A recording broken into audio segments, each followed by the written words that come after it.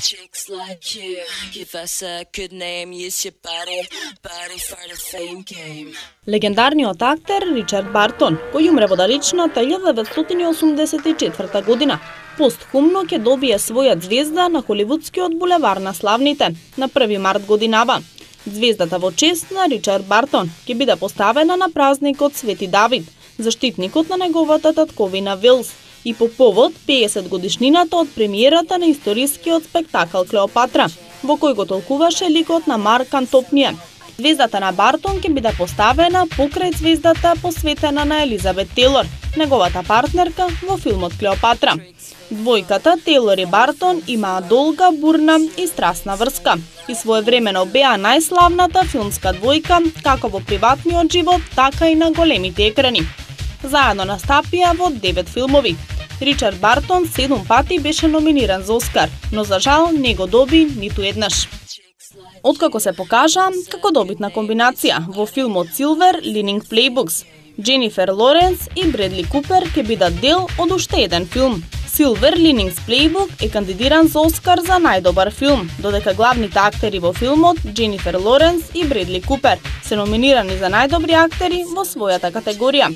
Според тоа, режисерот на филмот, Дейвид О. Расел, одлучил на 20 актери да им понуди улоги во неговиот најнов филм. Приказната на овој филм е сместена во 70-тите години на минатиот век, за полициска акција која разоткрила неколку членови од Американскиот конгрес.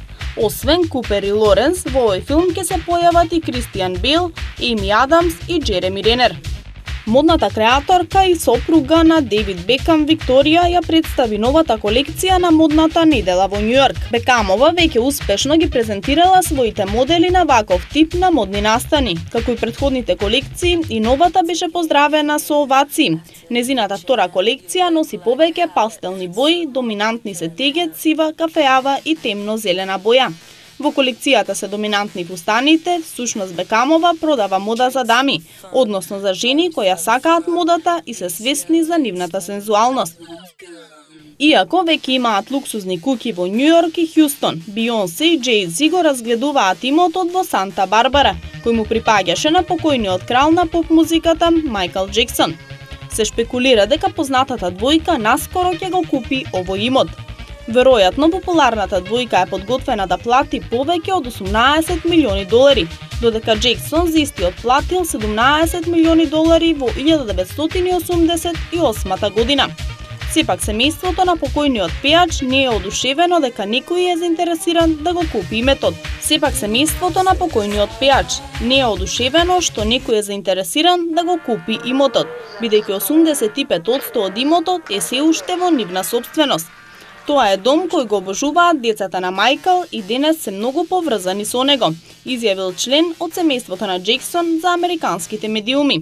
Децата на Мајкл Джексон по тестаментот треба да го наследат имотот кога ќе наполнат 30 години, така да се уште не се знае што би се случило доколку се продаде. Chicks like you, give us a good name, use your body for the fame game.